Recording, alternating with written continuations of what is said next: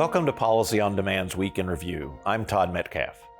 The biggest story of the legislative week is that the House and Senate seem to be coming into closer alignment on the budget agreement needed to unlock their ability to use reconciliation to advance their economic agenda.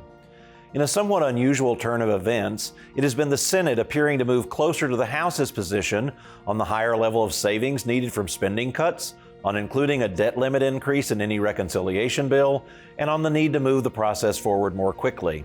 In other words, in the so-called Super Bowl of tax, the House and Senate appear to be advancing the ball, and while they may have gained enough yardage for a first down, they have not yet reached midfield, and it remains to be seen whether there is enough momentum to achieve an early score.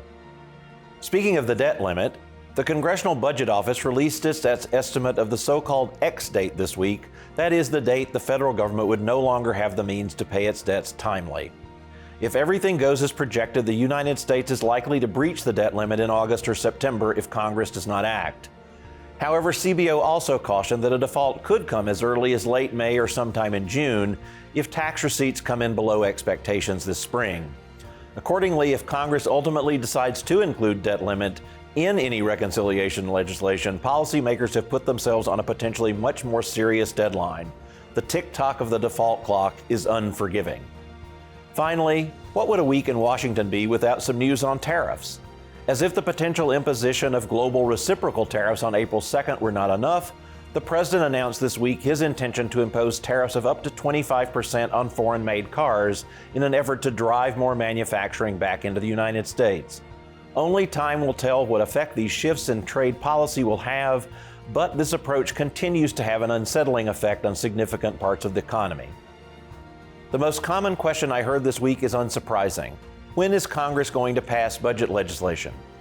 Consistent with the dynamic times we live in, the answer to that question has evolved this week. At the beginning of the week, I believed that Congress would struggle to reach an agreement and was unlikely to get a bill to the president's desk until sometime in late July.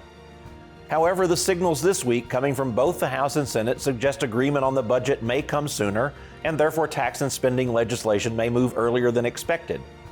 Given the complexity of the issues involved in budget negotiations, especially with respect to spending cuts, I remain doubtful that they will meet the Memorial Day deadline favored by the House.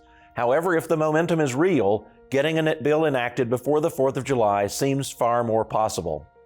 Even so, the legislative process rarely moves in a straight line, so stay tuned for detours, diversions, and digressions along the way. Taxpayers should keep a close eye on Congress.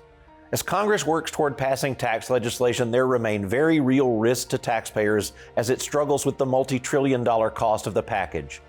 There is significant evidence that lawmakers are considering a number of revenue raisers to mitigate the cost of the overall package, including limiting the deductibility of state and local taxes paid by businesses, increasing the excise tax on stock buybacks, significantly reducing the clean energy credits enacted as part of the IRA, prohibiting certain cross-border tax approaches, and further restricting the deductibility of executive compensation.